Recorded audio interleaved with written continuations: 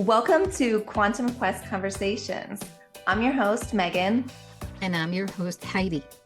The podcast where curious conversations lead the way into awakening, growth, and infinite discovery. Hi, today we are joined by such a beautiful and heart-centered soul, Judy. Judy is an energy healer who specializes in something she calls heart alignment, a practice she has uniquely developed to help people reconnect their inner truth, emotional harmony, and the wisdom that lives in the heart. If you ever felt out of alignment, disconnected from yourself, or unsure of what your heart is trying to tell you, this conversation is going to feel like a deep breath. Judy has a way of helping people return to themselves gently with compassion, clarity, and love. We are so excited to have Judy with us here today. Welcome, Judy. Welcome, Judy. Thank you. So, just to get started, why don't you explain to our audience what a heart alignment is? Great. Before we started recording, I was having a chat with Heidi about how visible it's become to me. You know, they talk about God's plan, if God is the word you use, or the architect's plan or whatever, how visible that has become to me, and all the odd little things that brought me along the way. When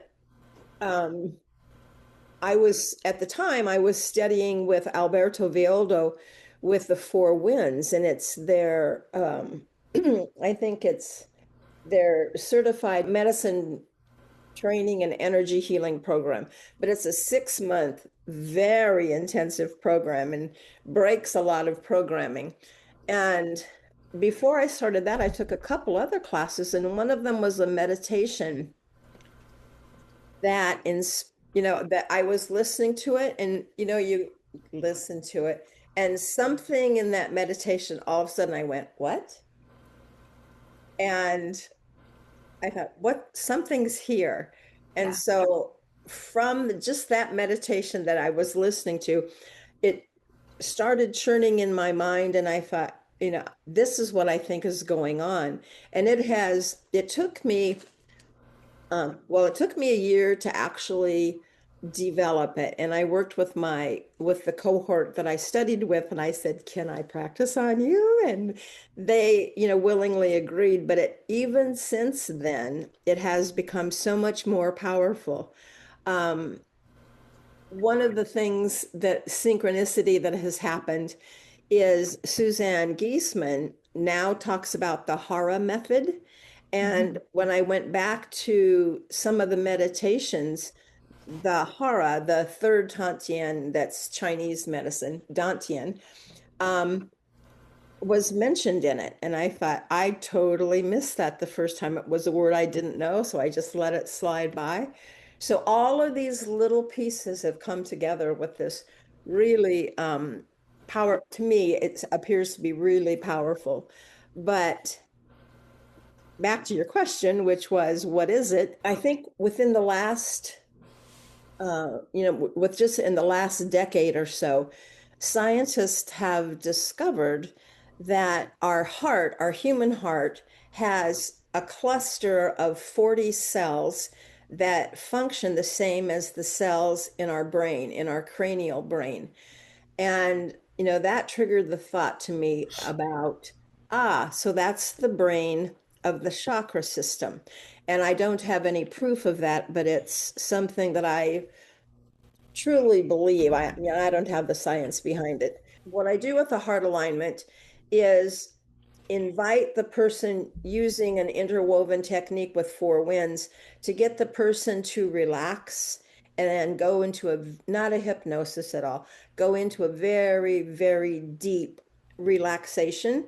And when the physical body knows it's safe and it truly can deeply relax, then it becomes very obvious to me, their chakra system.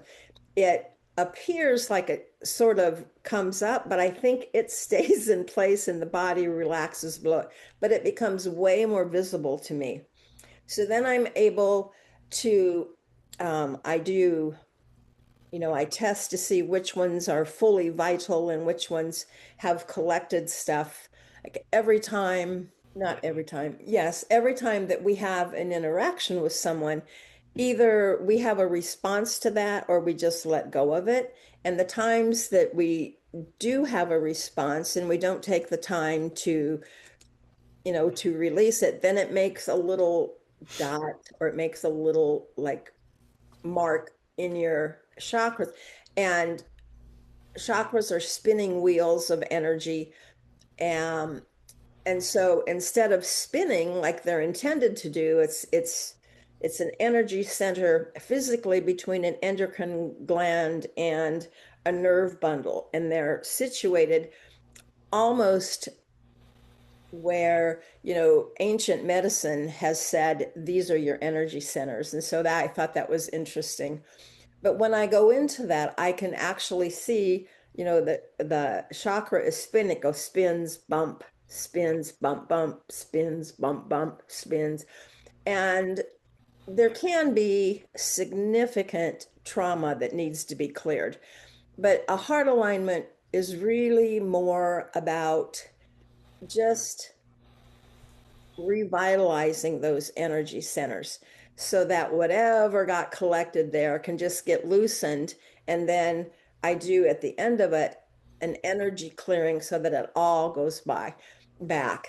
And my perception of all of that is it's a piece of energy that's not in alignment with your vibration. So one vibration is coming against another. But what I can do is then, with an energy cleanse or flow, all of that stuff just leaves your energy field and it goes back to Mother Earth, Pachamama. And once it leaves your energy field, it's neutral energy, and she can use it for whatever next thing is needed. So it's not like your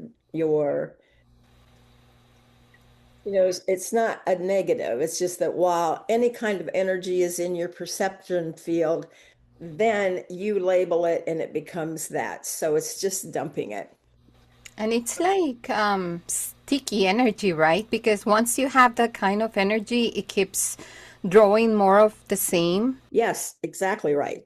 That, if you think back to when you're a child and, you're learning how to be a human and learning how life works, and something happens and you don't know, well, what am I supposed to do with that? What does that mean? Why did they do that? What are they thinking? When you shift into that and you make up a story, you make up a reason on why did that happen? What was I supposed to do? How am I supposed to act? That thought is what then draws other energies of that same vibration to you. So what you're saying is exactly right. It becomes, oh, well, this meant this. And you don't have the words or the understanding to check it out with anybody. So you just assume, that it's true. And then you experience again and you have the same reaction. And it does become habitual. So, it adds up over time. And that's, eventually it gets to the place where you don't feel like there's really anything wrong, but you're low on energy or life is not as exciting and fun as it usually is. And you just, something's up. And that's where heart alignment can come in and clear energy. We're always trying so hard. Most people, we're trying so hard to be something that we actually get distracted and we forget what we truly are. So the more that your energy centers have that vitality, they can just spin at their natural rate, and those messages and that thinking and that alignment come into play, and your life moves much more smoothly. Coming back to the idea that the heart is the brain for the chakra system. What I do is I align the heart with each of the centers in a particular order. And while I'm doing that, I get messages to emphasize for the person that I'm working with, so that, if I test, and it's almost always in the lower chakras, that hara that we referred to, it's almost always something there. So as I'm clearing and working with the vitality of that chakra, something comes up and I can say, oh, and I just say it, and the person, the client gets to hear that, and it strikes a chord with them about, oh, yeah. And, when they go, oh, yeah, boom, that little piece that got picked up no longer has any significance because boom, they just in that second let it go. But that happens over and over again with each of the chakras. Can you explain? So, what kind of messages do you get? Is it really detailed about like the actual event that happened that is stuck to them, or is it more like a feeling, or is it just like you are aware that something is like blocked in a certain area? For me, my perception is on a sense rather than, there's kind of a sight sense thing going on. And I can just feel it go bump, bump, bump so that I know where that bump is and I can work and clear it. But when you said, how detailed is the message, generally, um, like with your root chakra, with the very first, in your pelvic area, you can say, I belong here. And that is such a significant thought to have. You know, you accumulate those habits as a child and you think, do they want me? Do they like me? Are they my friends? Am I okay? Do I need to dress differently? Do I need to be nicer? Do I need, all of that thought accumulates there in that first chakra. And with a heart alignment, I can bring back the fact that the essence of what you are without any struggle is beautiful and clean and clear. And it's only when we make up all those stories about how am I supposed to be? What is society expecting of me? Have I met that expectation? All of those stories tend to accumulate. So a heart alignment just brings them very gently to your awareness, and you can go, and away they go. It's deeply significant, but it's not like you're getting hit by a Mack truck and energy moves. Well, I just wanted to clarify of why I was asking you about how like deep or like information you get for our Mhm. audience sake is because I've had people that I've recommended this to. I'm like, it would help you so much. You should get a heart alignment.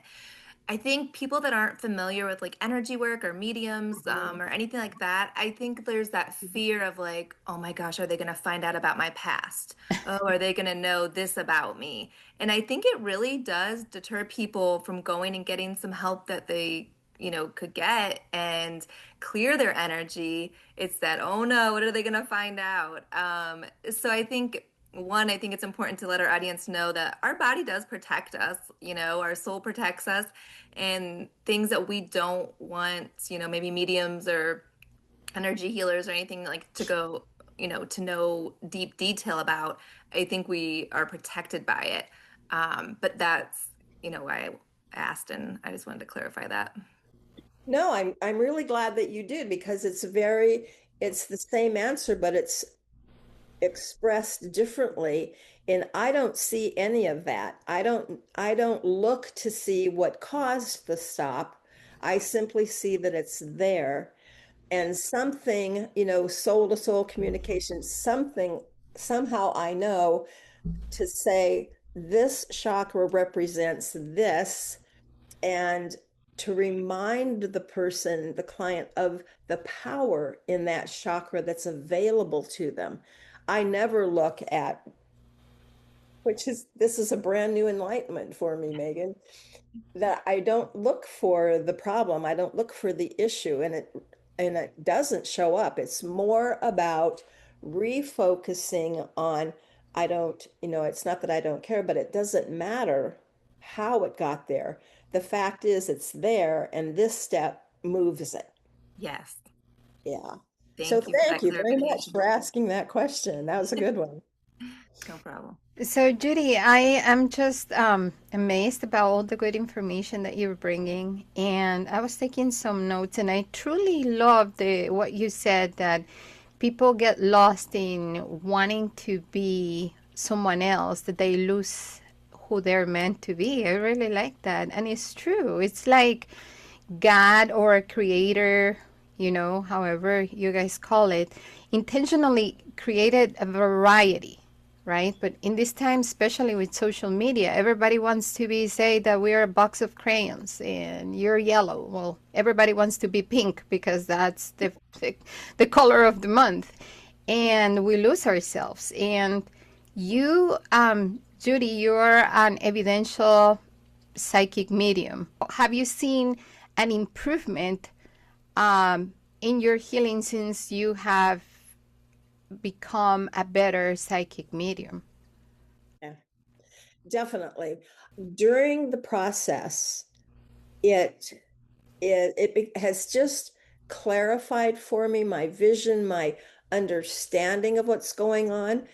You practice those skills through the training to become a medium, and they come into play. So it's much more powerful for me now because a chakra they basically have the same work to do. They process the energy, for your belonging here. They process your energy for your creativity. They process your energy for belonging on up. And knowing that chakra, then it becomes clear to me what to say to remind that person. And again, I don't have a clue what caused that. And it doesn't, it, like, it's almost as though it's not almost, I hardly ever remember what comes through as I'm doing it because my focus is only on sharing whatever message is there and moving the energy as I do it. Does that answer what you want? Yes. Yes. Yeah. Thank you, Judy. Yeah. But, I think every time anybody, even if they don't practice a meditation, every time they can take just a moment to relax, it helps everybody know more about that they truly are already. They came the full perfect package. And this is just the experience of contributing your little piece to the energy web of the planet. Would you explain this as like a type of Reiki? Is that? Ah, you beat me to the question. I studied Reiki decades ago, through the levels, and it, you could, I'd say no, it's not Reiki because it involves the messages from the chakra, which seem, which to me seem to be the key piece. It's what sort of makes this healing protocol more unique is the connection, the heart to each chakra. And the other thing that I've discovered in working with this is the chakras. I always thought the chakras operated independently, that um, like your throat chakra was only in charge of speaking and expressing.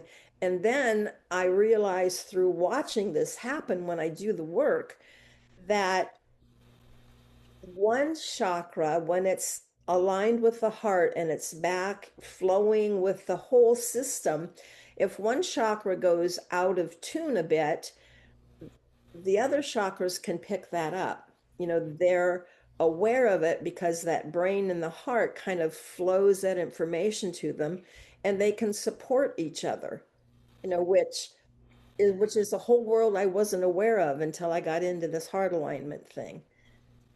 Yeah, I've learned that say that if your second chakra it's not healthy, right? Then it affects your root chakra, and then it affects your solar plexus, right, chakra, right? And because those are affected, then subsequently the others are going to be affected. It's it's very interesting actually how the energy in the body reacts. And I wanted to ask you, so the heart alignment that you do, is it just on site or can it be performed online for all the listeners that might want to ask that?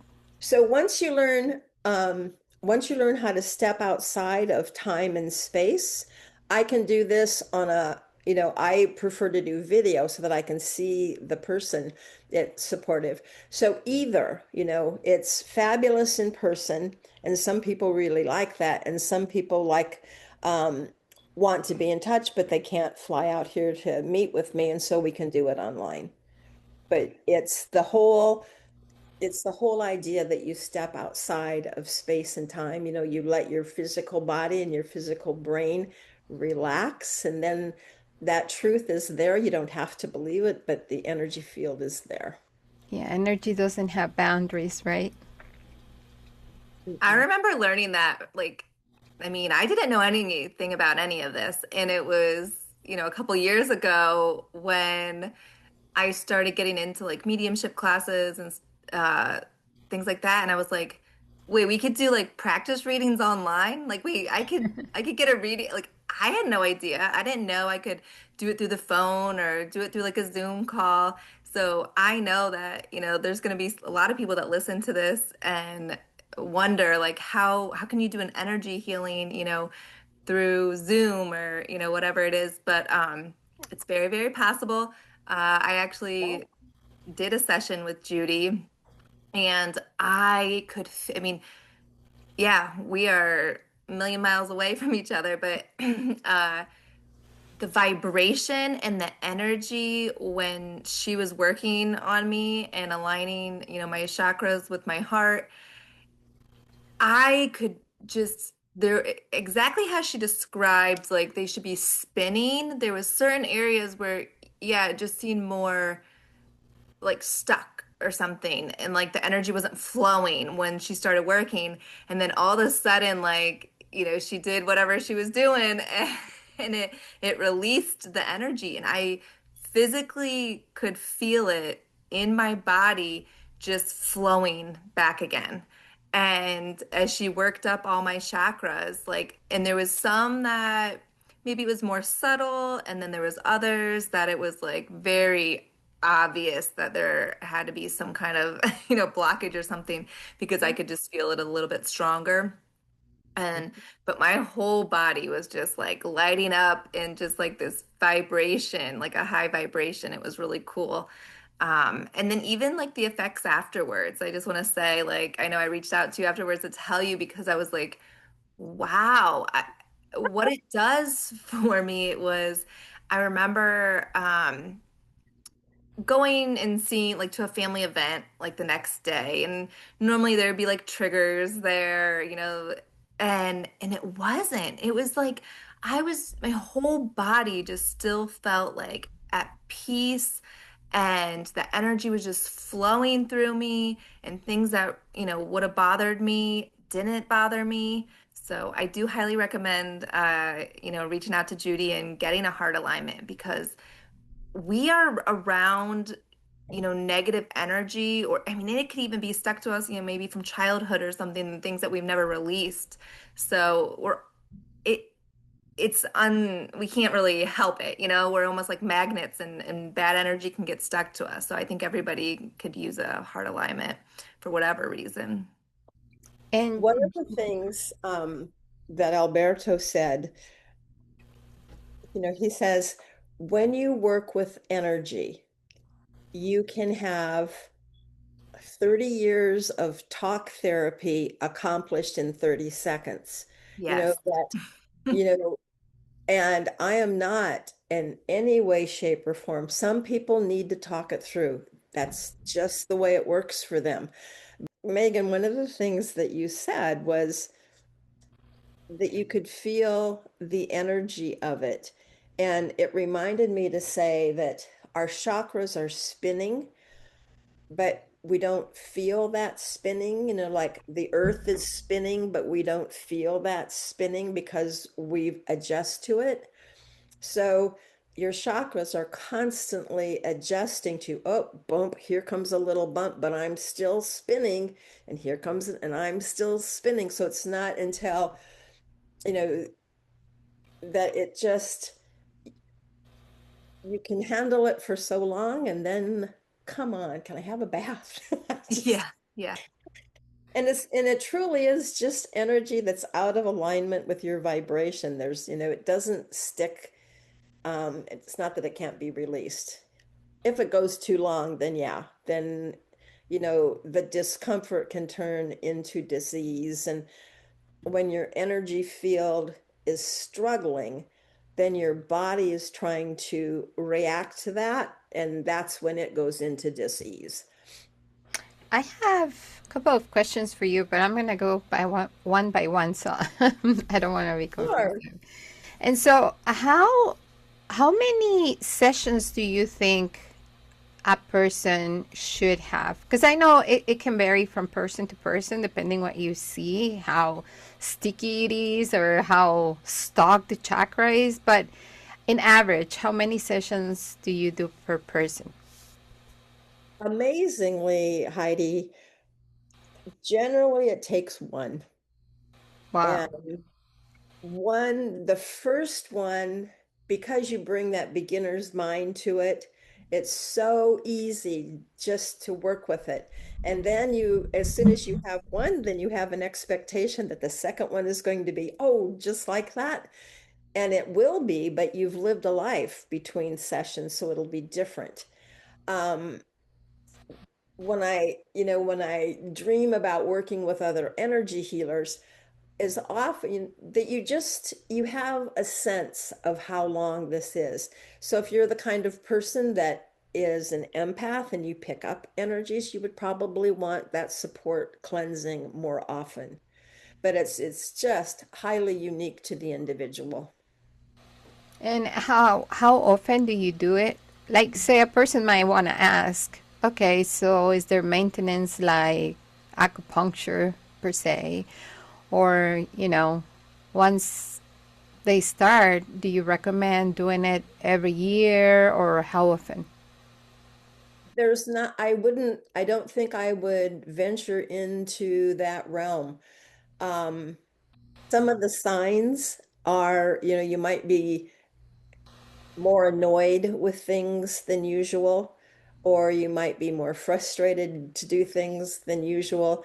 And those are all little symptoms that there's something going on that can be supported.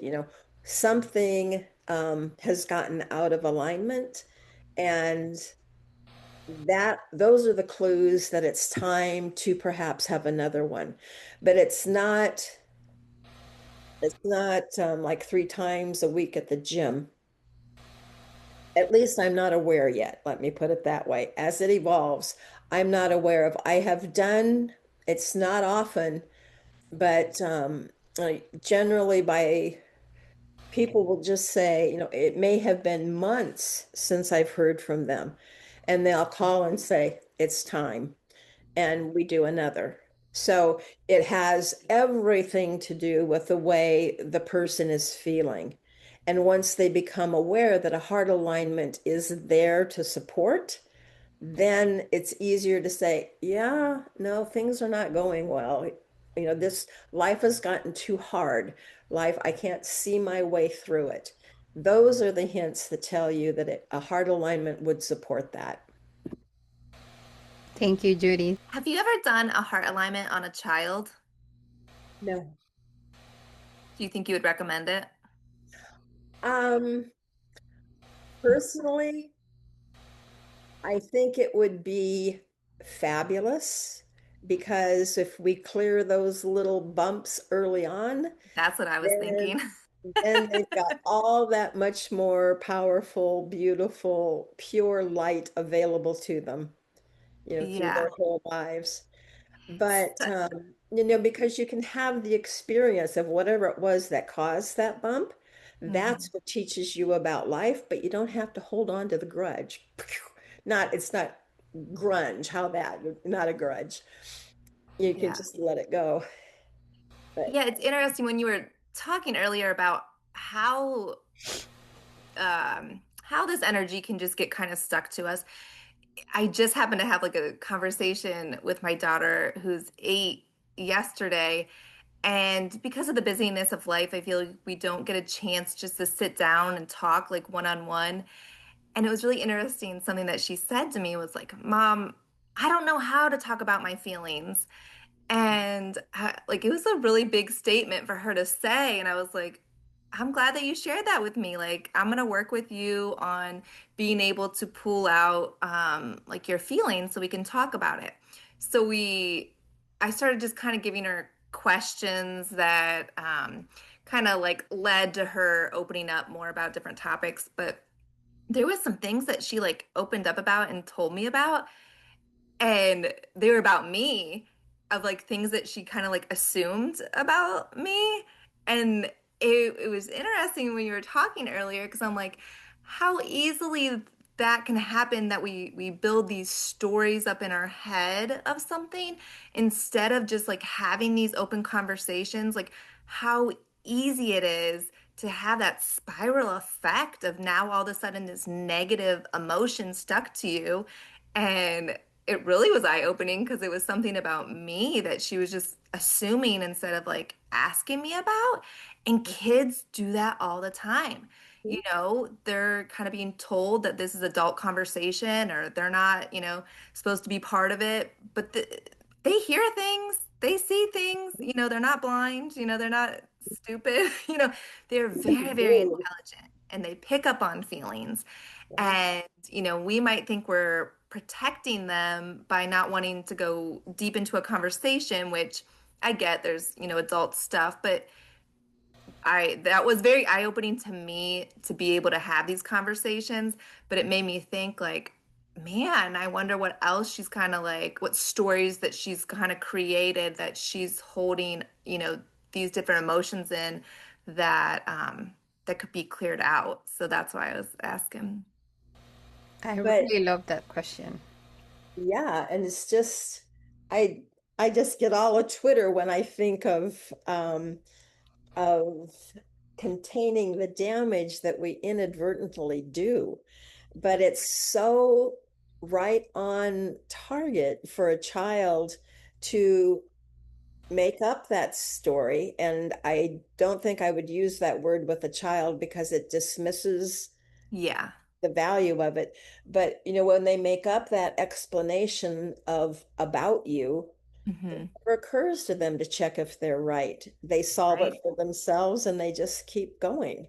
Hmm. But I mean, I think one of the greatest things that I've heard recently is a child psychologist saying that it's more valuable for you to talk about your day with your child, about times that you were angry and you're not there to fix it. You don't say anything to fix it. You just share your day, and then that opens it up that they can share their day. And until you share those emotion words and what it feels like, then, yay for parenting. So, Yeah. She did Judy, make a comment. It was just funny. Just she said, "Mom, you know how to say about your feelings. I just don't know how to." And I'm like, "Oh, man. All right. Well, I got to do better on teaching you that." yeah, it's So, not, Judy, what about our listeners that say someone has an elderly mother, right? And she's thinking, oh, great, it sounds very good for my mom. And then they ask the mom to go with you for an appointment, but the mom is not convinced. So, will it work the same, or you have to be open to it? Because remember, sometimes, like what we have learned in psychic mediumship is that pretty much the person has to be. We can still do it, but it's not going to be the same as if a person is completely willing. yeah. If if that elderly mom is curious, that opens the door.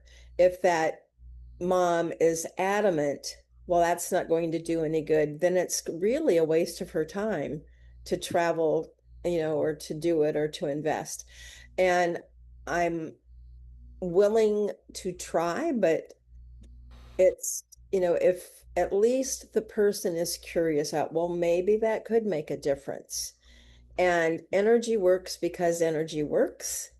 And it's, again, the flow of that alignment of how well you're flowing to actually perceive that you feel better, or this isn't an issue, or on. But it takes awareness. And if someone's habits are all, are their truth, and it may or may not be real, but it's their truth, and I can't shake that. I'm not inclined to. So if they're not at least curious, then it may not be the best investment of their time. Hmm.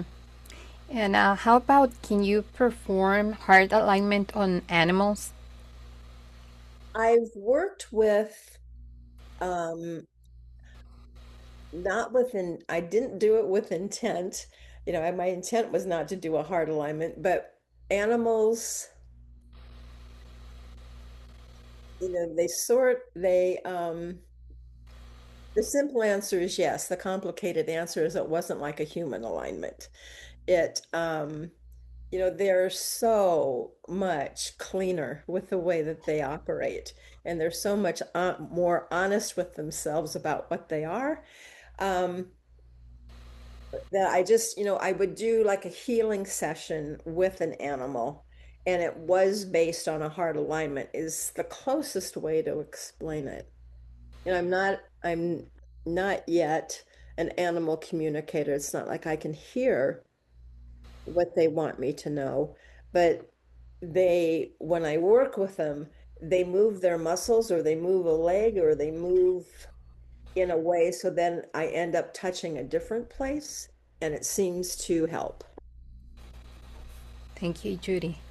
That's Sure. amazing. How did you discover that? I'm curious. Was it like your own pet that like led you to it? Well, I have a dear friend who who has been my, I don't now, guinea pig is not polite, who has been a supportive volunteer on my We path. all have them. I get it. I like that supportive volunteer thing that just popped in.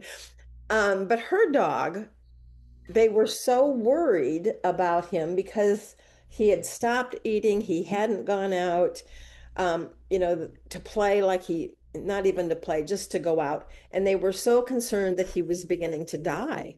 And I said, well, I was over at their house and she was telling me that. I says, well, let me see what I can do. If nothing else, it's just going to let him know he's loved, bottom line. So I did what I did, and I didn't really know what to expect. And like I said, he just kept moving, and I just followed his guidance. And then I left for the evening. And when I got home, there was a message from her that he had gone to his bowl and eaten dinner and gone outside through the pet Oh. door. He'd stopped going out through the pet door. So Mhm. something happened. Yeah. Mm-hmm. Yeah, that's amazing. Yeah, I was asking because I was intrigued. Like, there's some people that adopt animals that had been living with mean owners before and been mistreated.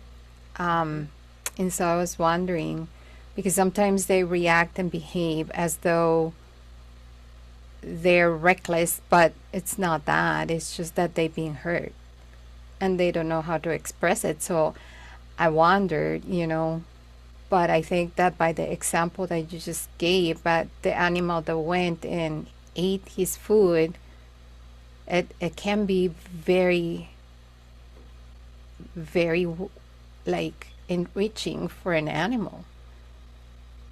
So that's amazing. Thank you. One of the things that I love doing is I'm a volunteer at a equine therapy farm. They have 8 full-size horses and 4 minis and a llama and goats. but I only work with the horses. I don't know how to speak goat yet. And it's very interesting that if you just step back into your own space and let the animal come to you. I mean, this is true across the board because an animal is less likely to trust because they're more often in survival. An animal has to survive first. Like we're pretty much you're blessed with a life that you're pretty much guaranteed that you're safe and you'll be fed and you're covered. An animal that doesn't have that, there's no reason on the planet for them to trust you. And just because you're a lovely, warm, loving person, so what? They need to come to you, I think. Okay, so Humans, Heidi, I have to tell. So Heidi, before we started recording this call, Heidi said that there is this black cat with white on it, and I'm telling you, I didn't. I was like, it sounds like the cat that I used to have. I feel like you're describing, and then you said how it was like almost coming across like nice, and I was thinking no, but I don't know. I'm just saying now that you're talking about all this, that you are describing this cat, and it's really funny because this cat has recently like been on my mind, but it's everything you're kind of saying, Heidi, and I don't think there's a coincidence of why you just said all this. Her name was Little Girl, and I feel like she's talking to you. She was in an abusive home, and when I adopted her, these people were like, I really just I was like lonely. The only animal I was allowed to have in this apartment was a cat. I'm like highly allergic to cats, but someone said they were free cats, so I'm lonely. This is free. I can go get this pet. Very stupid of me, but I went to go get this cat, and they're like, "Oh, they're somewhere around here." They were like eight hole, like a hole in the wall. They were like hiding in these walls, like, Mhm. but they were like they were being abused, and like it was just not a good situation. And that cat, I took that cat home. I was so scared of it. Like I was so scared. I called my brother over and I couldn't even take it out of the cage because it was just like hissing and putting its claws Mm. up. And I called my brother. I was like, I need you to come here. I'm like so scared. This cat needs to get out and like fed and stuff, but I am so scared to open this thing. He comes. He is like laughing hysterically because this cat is it's a kitten. It's no bigger than my hand. It's a tiny it like reminds me of like the Puss in Boots, like where he like, acts all sweet and innocent and then like puts his claws out. But this cat was it was just this tiny little baby kitten, no bigger than my hand. But it's exactly what you're saying. And you know what's really crazy is since I started this mediumship journey, the cat came to me yeah. and it explained to me exactly like what you're saying, that it was in survival mode, it was very scared, and that it wasn't really mean. Like it came through to let me know, like, I'm not mean. And so Heidi, when you were saying how like it was walking across my computer, like I feel like it's probably doing that right now. Yeah, because when I sensed the cat and I said, I sense a cat, a black cat with some white spots, Yep. I did sense that he will walk in front of you, but he will just, I don't know if cats wag tails or that's just dogs, so forgive me. But he will just like put his tail under your nose, but not out of love, but out of like just teasing you, but still the cat appreciated. I feel like your cat appreciated what you did. Yeah, and I got that message when it came through. It said it was grateful, like I did everything I could, but we kept our distance from each other. Like I mean, I kept the cat for years, but it was very independent and I was the only person it would allow touch. Like everybody else, it would like claw. And I actually got it declawed, but it would use like they still keep their back claws when they get declawed and it would just use its back claws. It was just not let anybody. But anyways, so I know we just went way off the subject, but I just couldn't help but explain all that because I'm like, okay, there's no coincidence. This is getting really. But Really it's a fabulous interesting. example of, how we started out, that there's this architect of some name, and look at the way where the pieces were moved for you to recognize that. It's just, yeah. No, I have one story that I just adore, but I was up there, and when I was first trained as a volunteer, they put you in the corral and all the horses are in there, and theoretically, one of the horses choose you. Well, none of the horses chose me. So I thought, I guess they don't like me. And it's like, Oh, well, but um, and so it turned out the first thing that I learned was when I was really little, I loved horses, and my dad took me to a friend's house. They put me on a horse. It ran away with me. Ran away was never more than a trot, but it was unexpected. So I was screaming bloody murder, and the people were laughing at me because the horse had turned around to go back to the for food. It was hay time. Anyway, so the first thing I learned was you can never lie to a horse. mm. I was sending the message, I love horses. And there was also within my energy system, I'm scared. You know, you're going to hurt me. I'm going to die. Well, that Oh, was still there. And so the horses says, well, I'm getting two stories from you, and it's not safe to believe the second one. So I'll just stand back here. mm. And it's just that kind of thing happens. But one of the horses that was relatively new, this beautiful 3-year-old. We tried to get a halter on him, and he'd been out in the field. He'd been just like a pet more than riding it. Um, and they couldn't get a halter on him, and so the people that were working with him assumed, oh, well, this is a game. He doesn't want to be caught, and look at this and look at that. And so they'd have to bribe him to get a halter on it. Then I thought, oh, enough of this. And so I took his halter, and I could see, to me, it was not a game. To me, he was afraid for some reason of that. And I thought, I don't know enough to say that's true. But I took the halter and I said, I'm not chasing you. When you're ready, let me know, and we'll move on with the halter. And I just stood there, and eventually he wandered back, and I was able to put it on him. No struggle. So, yay for me, rah. And like shortly thereafter, I needed to put a halter on him again. And it was the same thing. And I said, enough of this. I told you, when you're ready, let me know. So I actually took the halter and put it on the fence and walked away. And I went to another horse, and I was grooming. And I look up, and that little Dickens had walked back over and stood next to that halter. Oh, And I could go over and no questions asked, just simply put it on, and off we went. Oh wow. my goodness. That's a When beautiful story. But it ties into the thing about, does my mediumship training help me? Well, heck yeah, it opens you up to you're more sensitive to your whole world, and you can just stay in better alignment with it. But I just love that story, that little, and then anyway, I'll stop there. I can go on forever with stories. Thank you, Judy. We really appreciate your story and all your wisdom. And I don't know if you would like to come back again. And I would love to. But the one other thing that crossed my mind when we were talking about stories is way, way back, um, I think 25 or 30 years ago. Don Miguel Ruiz, the author of The Four Agreements, and he's written numerous books.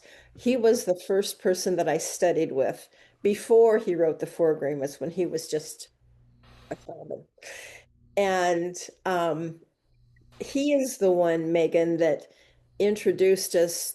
If you have you do you know who I'm talking about? Don Miguel. I swear to God, I I literally have, just I bought this have, book today for somebody. It came in my meditation today that I need to buy this book for somebody. I mean, I've already read it. I have already read it, but And now all of a sudden we're talking about this. So if we were all meant to be on a call today, if anybody ever doubted that. Yeah, look. Anyway, as soon as you said 4 agreements, I was just laughing. I'm like, my eyes are going all big, like, oh my gosh. And the synchronicities keep coming. Yeah. But it's, I mean, there are 4 agreements, and I studied with him for years before he wrote that. And, he would ask, we were up doing a ceremony in the hot sun, and, he asked, well, what is the most important thing? And so he went around this circle of probably 20 people, and, that was some of the inspiration for his book. But he was the one that helped me understand how many stories we make up. And some of them are true, but most generally, if they're not serving us, and like I said with the child question, you don't have the wisdom to check in with anybody, but as an adult, you've got that capacity. So he was foundational in helping me build my belief system. Thank you so much, Good. Judy. We really appreciate it. And you guys, as always, please don't forget to share it so more people can hear these words of wisdom that Judy just shared with us. Thank you so much for being part of today's Quantum Quest. We hope this conversation awakens something new within you, a spark, a question, a remembering. Be sure to like, subscribe, and share. And until next time, keep exploring with an open mind and an open heart. Bye for now.